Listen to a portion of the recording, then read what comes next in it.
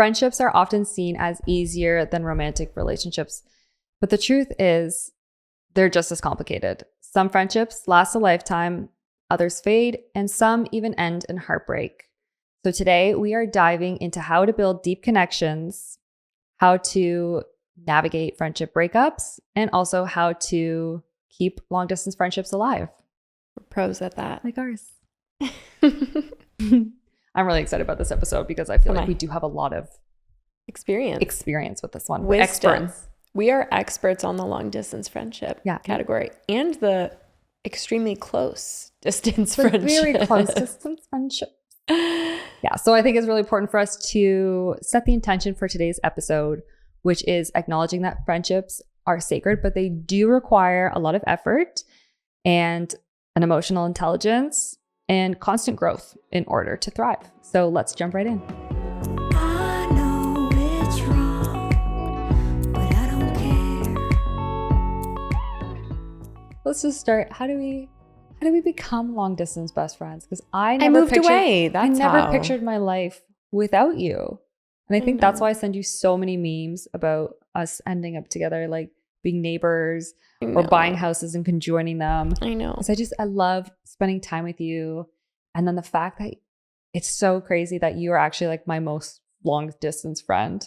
Actually, Rachel, she lives in Australia and that's tough too. That's true. But you know, when you have a good bond with somebody, when you get back together and it's like not even a day has gone by, that's how things are with you. Well, we were more like sisters, really. I mean, we grew up dancing together. We had every job together. Then we were roommates and we lived together.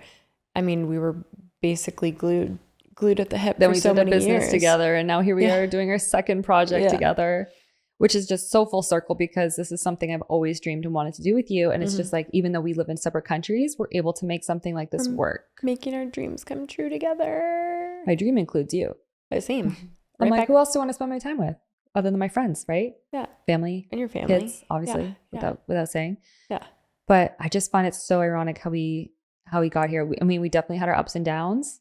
Yes. And sometimes the distance was a little further than I would have liked it to be. We have gone on a break twice. Yeah, we've taken a break. Maybe 2.5 times. We're both like, well, we need a breath of fresh air, but it's all about coming back together. And I think, for us, I think that what was able to bring us back together after those challenging times is communicating. Is communicating about what we were both going through in those times, communicating about what we needed from each other or what we weren't able to provide for that other person during that time. We realized how much a part of you, like a part of me that you were. Yeah. And when we weren't in each other's lives, the extent that I would have liked it to be, you feel like a part of you is missing. Totally. And so we do have a very amazing history and bond because we've gone through so much of our lives together. And that's not always the case for a lot of people who have best friends or long distance. Like everyone's story is obviously very different. But for you and I, like we've grown up together in so many different ways and gone through so many life's challenges that when I found that we were distant and didn't have that, not just like physically, but emotionally as well. Yeah. It was like a piece of me was missing because you are your environment. You're a product of the people you surround yourself with. And I felt like, and I think when we were saying the intro, like a heartbreak, that's something we have both experienced and felt with a friend. And it's almost like it's an underspoken about topic because with friendships and females, it could be so easy to like fizzle and fade away and not really deserve the type of conversation. Like luckily we did come back together through those communication. Well, and I think because like I said, we both put in the effort, we both put in the work in order to obtain that. But also I think some friendships are okay if they fizzle out and fizzle away. We all change, we all grow. Yeah, there's different seasons of life. Yeah. But I think it's about acknowledging whether that person's like really a part of if you want that person a part of your life and your story to continue and kind of how to navigate continuing that. So there's various segments and topics we need to go through here today and talk about. First and foremost, I think that when making decisions of who you feel and want to be your closest friends in your life, you have to ask yourself some really profound questions, which is, do I feel emotionally safe with this person? Do I feel bonded with this person? do we share the same values? You know, because I think that in order to, I think this is like the base of building a friendship to start with, right? So it's like when you're building a friendship and you really wanted to gain a deep connection, I think this is a jump off point from our previous episode, which was like community and like creating the type of people and life and surrounding you would like to have and support. It's really about building that quality friendship. So in order to build those types of deep connections, this is exactly what we need to see in a friendship.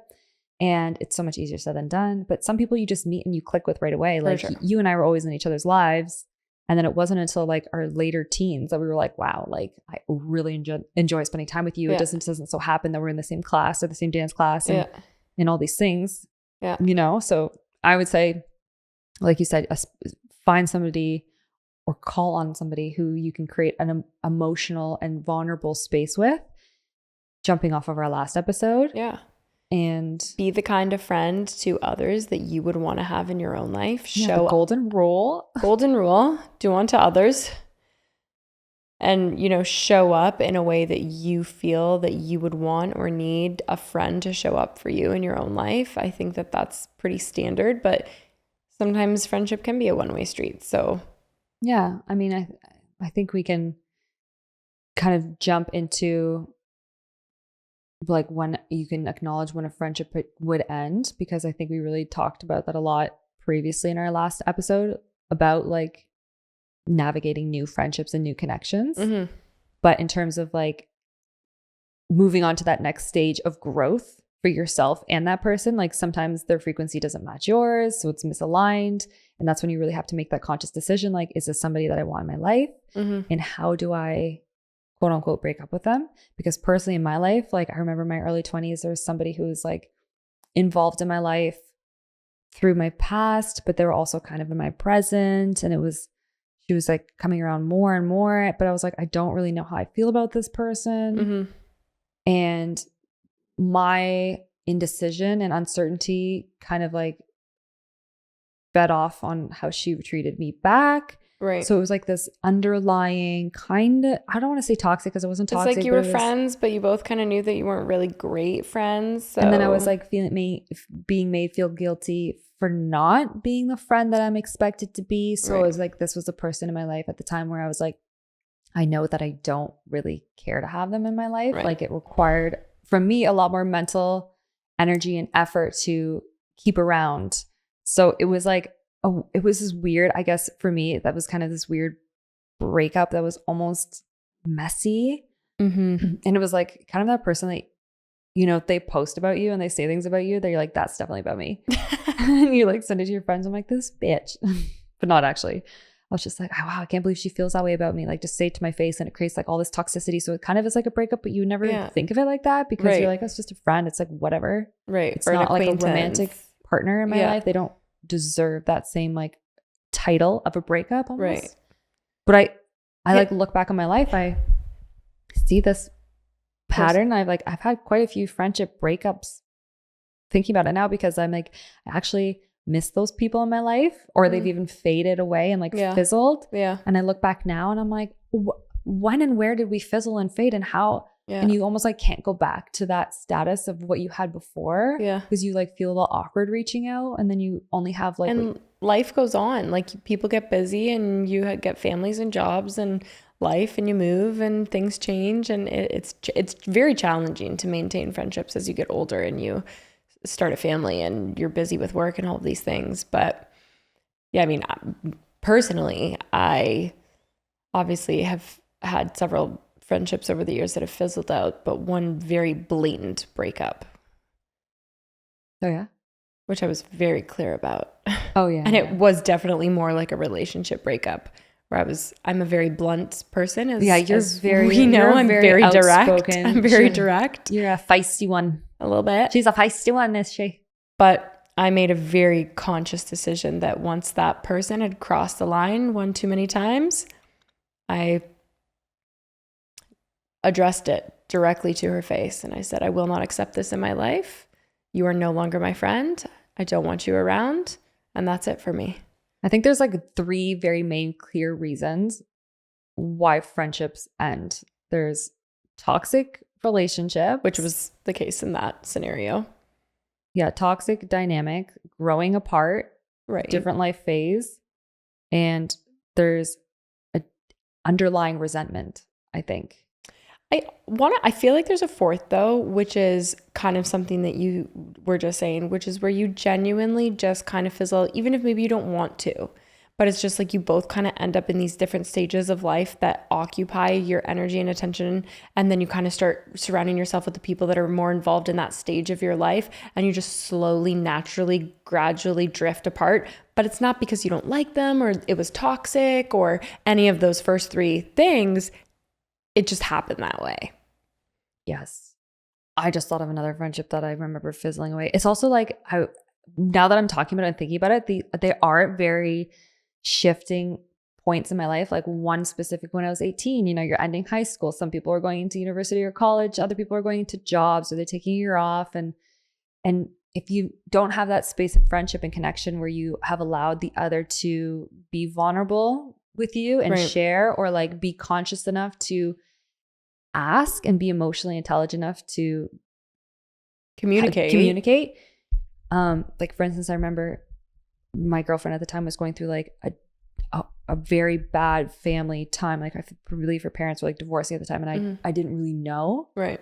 And I almost like was oblivious to it. So because that was like causing her a lot of mental turmoil, like I just wasn't there in the way that she needed me to be. Right. So she didn't communicate that to me and I didn't communicate. So it was just like a dual-ended thing, but also like that was a huge reason why we grew apart. But then there was also like a resentment that came from underneath that. So like even exes that I had after that, like this girl would intentionally like go for them, and even existing boyfriends. It was wild because that was just an example of like a toxic relationship in my life. But it's almost like you have to go through these sometimes to realize like you don't want them. So it's not like we're here trying to be like, these are the things you should avoid in life. I think that it's all a growth experience. Every all friendship is this. You know what? But how do you get through it? What's that saying where it's like, some people are a page in your book of life and some people are a chapter. But either way, like it's a part of your story and it's part of your makeup and who you are. Yeah. And that's okay. It's all okay. Yeah. How it transpires. Yeah. And I think it's also like, how do you get through it and how do you navigate it? Because some definitely affect you more than others. Well, I think that if you're in a situation where it's a potential friendship breakup, you really have to decide and know when to let go. And I think that can be really hard, especially for women, because I feel like, I don't want to disappoint and I don't want to hurt her feelings. And I don't want to, other people to look at me like I'm a bad person because I basically told her to her face that I don't want to be friends anymore or, whatever it is. But at the end of the day, like if you want quality in your life and you want to be happy and fulfilled and cut the fat, so to speak, like you have to be willing to make hard decisions and you have to be willing to end relationships that are no longer serving you or bringing something that's detrimental to your life and your energy. Do you find that's like with, let's say, female friendships versus like a romantic relationship? Because I find romantic relationships, even though they're seen as different and more complicated, but it's like, I don't know what it is, but with a romantic relationship, when you're going through a breakup, for the most part, there's a lot of like aftermath and lingering, maybe because there's like that romantic aspect linked to it. So you have like a different part of your heart, I guess. Yeah. And like maybe guess the gaze of the opposite sex or the same sex or whatever relationship that you were in. Right. Versus like with just a platonic friendship, it's like easier to cut off because it's just like whatever. It's just a hangout or whatever. I guess Do you find that? I think it depends on who you are, probably. I guess because it's like I'm a cut and dry kind of person. But that's how I felt like with certain female friendships. I was like, yep, done. You're out of my life. Yeah. And I'm like, I'm easy to turn the other way. Yeah. Whereas like with the romantic partners and relationships, even though they might have cost me much worse than any female relationship, platonic relationship for me in my life I would still talk to them and go back and maybe try it again. Yeah. Like, why is it messier as a romantic relationship versus that platonic relationship? It's a different part of the heart. Yeah. Different part of the heart and mind. So interesting. But there definitely was some female friendships that I would say it wasn't the heartbreak that made it hard and made me think of them anymore. It was more like the fading away, because all of a sudden you wake up and you realize you're like, this person's like no longer part of my life, or a memory pops up and you're like, oh my God, that was so, what happened to them? Like, where are they? Why did we stop being friends? Like, and there's no explanation for it. And so you try to reconnect, but it's just never the same. Yeah. I feel like that's like a couple of my roommates from university. Yeah. I love them so much, but we just like drifted apart. Yeah. Sad. It is sad. I miss my roommate. No, I she's do. so great. But now we like live in different cities. I have a family. I literally lived like 2 hours away. Yeah. It's just, it's It happens. full-time job. It's just, But it's also, but I think it's still love her so important much. to release the guilt. Yes. Like release the guilt of friendships that didn't last. Release the guilt how of would you do that, friendships though? that didn't work out. What does that look like? It's a conscious choice. Does that mean reconnecting with them and like expressing to them that you miss them and see how they feel? Or I just think saying, that that's a personal decision. That's I not how I am. I think for me, everything is within, not externally. Oh, for me, I'm like, I literally, friends from high school, one of my best friends from high school, one of my best friends when I was in university, who was my roommate. I'm like, I consciously try to, even though we have, our friendship just kind of faded. There was like no big explosive breakup or anything like that. There was nothing that happened. Our lives just kind of faded away. But I find myself like still wanting to reach out to them and talk to them, and I'll think of them and I'll like send them things that make me think of them, because I do have so much love for them. Yeah. And it like makes me, I guess it's not heartbreak, but it makes me feel sad that they're like not in my life the way that they were before. Yeah. But when I look back at my time with them, it's like looked at with so much love and admiration. I'm like, I wish I knew now that this was my time. Right. Right. And I nurtured it or like savored it a bit more. Cause I remember like after high school, I was like so involved in dance that I barely was involved in like groups, but I was like kind of, remember like you too, like kind of friends with everybody, but kind of like not like deep in a clique. Yeah. And all these girls like went on after high school to become best friends. In university, we're in each other's weddings. And I was just like, that's like all the girls from my high school too. and you like look at it We're all far still from friends. on. I'm like, this is so beautiful that they all have this connection with each other. But a part of me is like jealous, because I'm like, I wish I had something like that with those We girls. do. Well, we do. But I mean, like at the time when you're like in your early 20s and it's after or high school and So stuff. funny. I but- have a totally different experience. What's yours? I mean, I look at the girls that I went to high school with and I'm like, oh my gosh, that's so great that they're all friends, but I'm totally fine that I'm not a part of it. Oh, yeah. I love my Oh, friends. I'm not like jealous. I'm like, wait, you should include me. I'm just like, oh, that's like, I think it's beautiful. Yeah. Or I'm just like, that's oh, awesome. I could have made more effort and been in there. Yeah. But anyway, I'm so satisfied with the I am so satisfied quality too. and quantity of friends that I have now. Me too. First of all, because it is the greatest friendships I've ever had in my life at this stage in my life, because I'm really only have like 10 friends. That's a lot of friends. Well, I mean, it's you 5 and then my Toronto girls and Alyssa. Yeah, true. Well, you're a popular girl. But well, I've moved a lot. I've lived a lot of places. So you collect friends along the way. You're a social girl. A social girl. Yeah. But I wouldn't change the quality or the quantity of my friends for anything. I have zero regrets in terms of my friendship category, which I feel very grateful for. But I've worked hard to curate those relationships. And it's a consistent effort and energy that you put into the relationships that you do want to hold on to and that you do want to build and that you do want to grow. You have to commit to them just like you would a partnership. Well, I think a great key takeaway from this is looking at losing a friendship as not a failure, but as growth. Yeah.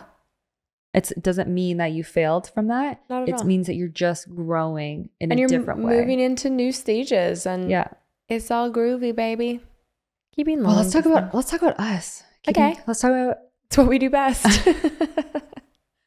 We really just did this just talk about us. No, I'm just kidding. I mean, But this specific moment, we're going to talk about us, because Yes. this is about long distance friendships, and this is something that we are experts in. are experts in, and navigating that.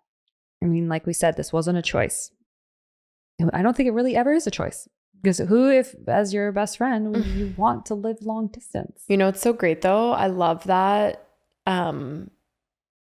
video. I feel I've seen it recreated a few times now on social media, where it's like, I don't understand why people will move for their partners, like move for a girlfriend, move for a boyfriend, move for a spouse. But why don't we make it normal to move for a best friend? Oh, you know, like, my my best friend had to move here for work. I'm gonna go too. It was Victoria Brown, I think her name is, or Victoria Garrick. I don't know. She was a TikTok influencer, and she was talking about, like, she was a volleyball player, and she became famous as an influencer for like body positivity and body image. And she was on a podcast and she was saying like, because her best friend just married one of her husband's best friends. Oh, how and great. she's like, why don't we just normalize moving for our best friends? Pretty sure it was her. Okay, well, I've seen like some videos recreated about us, so maybe that's where it all stemmed from, though.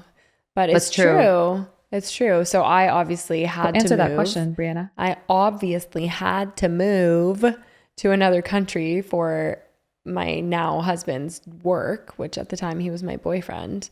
And then I moved 500 times after that.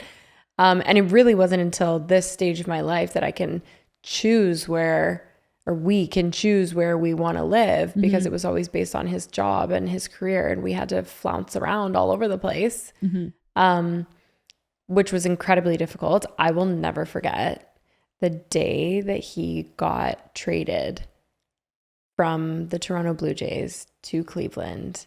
And we were having a girls' night, all the Goddess girls, at my house in Toronto. And I found out you guys helped me pack up the whole house. We had to literally... We were supposed to go to Ed Sheeran concert that night. I know. Oh my gosh, that's right. We had to cancel the concert because you coaxed us with tickets and said, surprise, we're moving. I'm like, damn it, all right. Well, I didn't know. I know. You guys were there when I got the call, and my heart sank because it made me realize that was the moment in time that I realized that I was never going to live in Canada again. That's how it felt. I was like, oh my gosh, like, because he's American. Once he gets traded to an American team, like I'm there. We're in the United States. And I remember packing up the car and driving off the next day. And as I was driving, I actually had to pull over because I was crying so hard that I couldn't see. Really? I was like beside myself because I had this realization that like, oh my gosh, like now I'm gone forever. And I had to call my mom and I was just like sobbing, and she was like, it's going to be okay. Just take it one day at a time. Like get there, get settled in. And I had to do that car ride 2 days in a row. Load up the car, drive it there, drop the car off, unload everything, fly back, get a rental truck, pack that up, drive that. And both car trips were just like, thankfully I had my dog with me, my support dog. But those 2 car rides were like some of the most key memories in my life of understanding that I was now going to live a totally different life. And you were going to away be a from long distance everyone. friend. Yeah. And that was so hard for me. Like, of course I was sad to be away from my family too. That was a big component of it. But to think that I was not going to have life with you, very hard realization to have. And then we did it. And here we are, because we put in the effort, and we made sure that we made time for calls, and we made sure that we made time for the relationship, and we put the energy and effort into caring about each other and calling each other and sending each other 800 memes and reels. Still to this day. Still I do. send it to you and you're in the other room. I know. That's great. Like, and I like it. Yeah, you do. You literally called me from the bedroom like, a package is outside. I'm like, perfect. Yeah, that's great. But it doesn't mean that it's easy. No. It doesn't mean that it's easy. It takes an incredible amount of energy and effort to maintain relationships. Let's break it down for people who want to know how to maintain long distance friendships, because obviously there's nothing like the energy you share with somebody when you're with them in a room. And this would be my ideal situation, as we've clarified by now how much I would love for us to live together. But if you're in a position with a friend, like job, career, just geographic reasons, that you cannot live together, or sorry, not together. See where my brain's at. Can't be close in vicinity, then there's definitely certain things you can do or you have to do to maintain a closeness, such as setting something that's really changed for us since we've really started doing this is like, we have our group of goddess calls, which is like a virtual group of our closest friends meeting once a month ideally, but with each other we've really set a sacred time apart every week to talk and just catch up. And no matter what, like if you had a bad day or something's happening, we still show up for each other and respect that time and just check in. And sometimes the calls are long, sometimes they're really short, sometimes we postpone it to the next day, but it's always commitment, making it like a sacred time.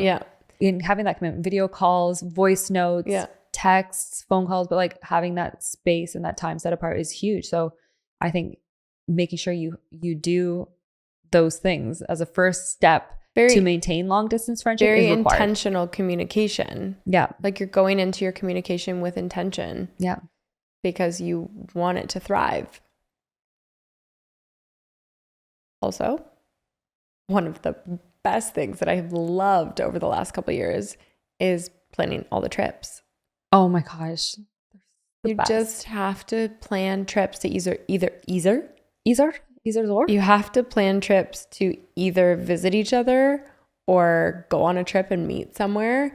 Even if it's like 2 nights, it's just so healing for the soul. Well, luckily you and Jordan both had like back-to-back bachelorettes. So that was like a summer of freedom. Amazingness. And like all the girls. It was just such a good vibe. Such a good trip. It was hard to have like one-on-one, even though I did get to share a bed with you. Yeah.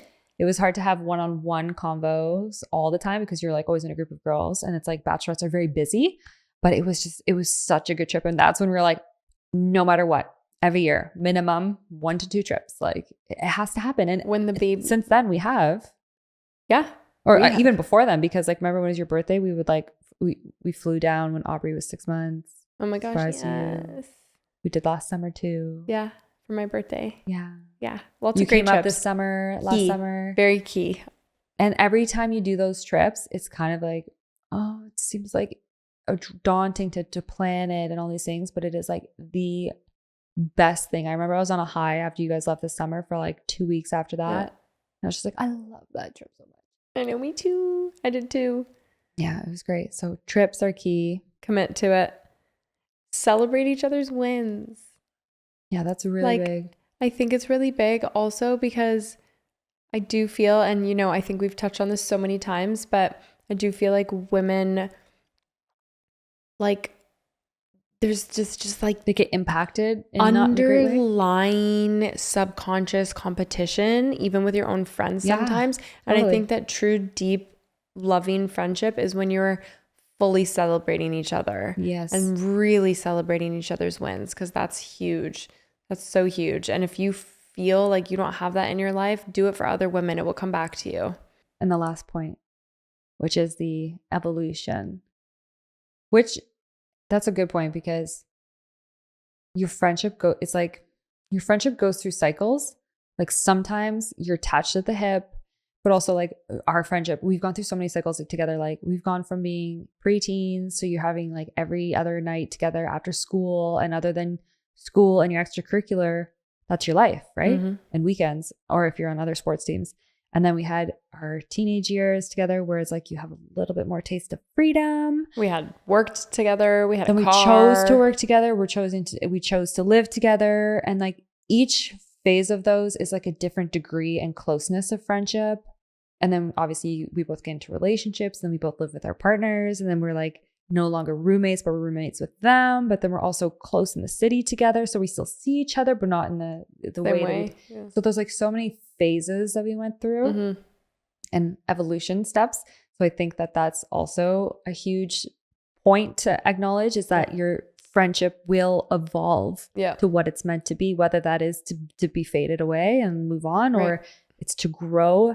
And if you really intentionally, like you said, set the bar of you want to have this person and this friend in your life, you need to kind of meet all these points and be these things for them too.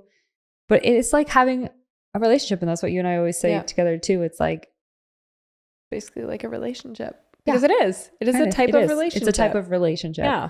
So recognizing the evolution that it goes through and respecting that evolution is a huge component. So I would say those major 4 things probably are like the baseline to maintaining a long distance friendship and really deepening that bond and keeping it alive.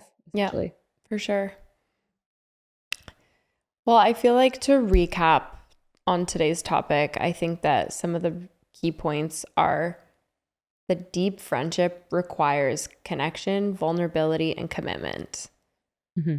Whether you're in the same vicinity or not, it's going to require those things. Yeah. Some friendships are meant to last. Some just aren't. And that's okay. And it's okay to surrender to some of the things that have let go, and let go of the guilt that goes along with that relationship or with that friendship that didn't last, whatever that looks like for you. What would you say the hardest part about being long distance with each other is? I mean, for me, it's very different than for you. For me, the hardest part is feeling lonely. Like, I weirdly have gotten probably really used to feeling lonely.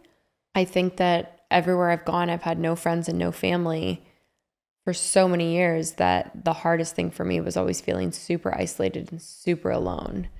But I'm very grateful because, like you were saying, I feel like we've created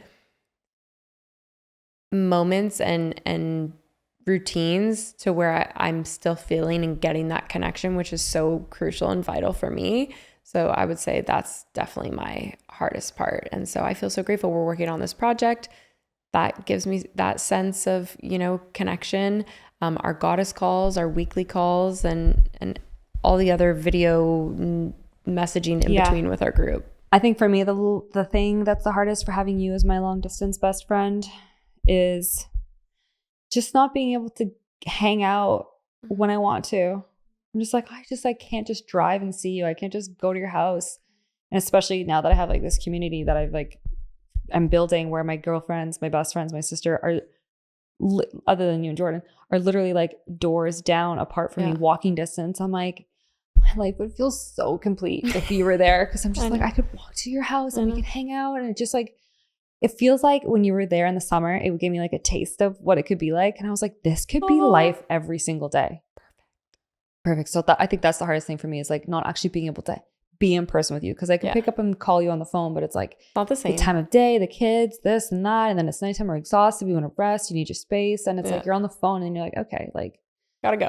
It's different. Yeah, it's just different. So I miss having you to hang out with. So it's been so nice these last few weeks because we've just been having like life together again, and like we were saying the other day, you get to watch each other's kids' personalities really like thrive and like really get to know each other's kids in a way that I don't think we really can from afar. So like I feel like that, to me, having you long distance makes me feel like I'm missing out on you. And honestly, I'm fucking jealous of Josh because he gets to spend all this time with you, and here I am like, hello, can you just be my wife so we can spend time together? Like, Jesus Christ. Samesies. So that's definitely the hardest part for me, and especially when it was because you've been so part of my life for so long that it's difficult. I mean, I'm used to it now because it's been like 8 years of like kind of this back, and you're in Canada here and there for extended periods of time. And again, we both have our families and live in different spaces, but you feel like a part of you is missing. I do. When you're away from each other. I do. I know, I love you. It's hard. I love you so much.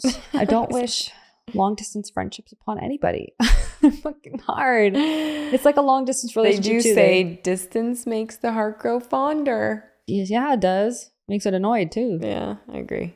But anyway. Either way, we're figuring it out. Here we are. We're proud of us. We're in person. We're stronger than ever. I mean, look at it. Every time I'm with you, it's not even like a day has passed. So really, and I hope that our friendship and what we've implemented in our friendship and the reflection of our friendship can hopefully help other women like find ways to deepen their friendship bonds. And and I also want to know. Yes. I want to know what other women's breakup stories are with their friends. I want to know what your fadeaway stories are. I want to know how you manage your long distance best friends. Like, give me your stories. Tips, tricks. Tell us stuff. We want to know your juicy deets, and we want to connect. So find us on Apple, Spotify, YouTube. Yeah, all major platforms. Major platforms. This is also a video podcast. So if you guys want to come hang out with us virtually, please do. And we hope to hear from you on your friendships and what that looks like for you. Thanks so much for watching. See you guys next time. If I wanna be as eyes for eyes, lips for lips, skin for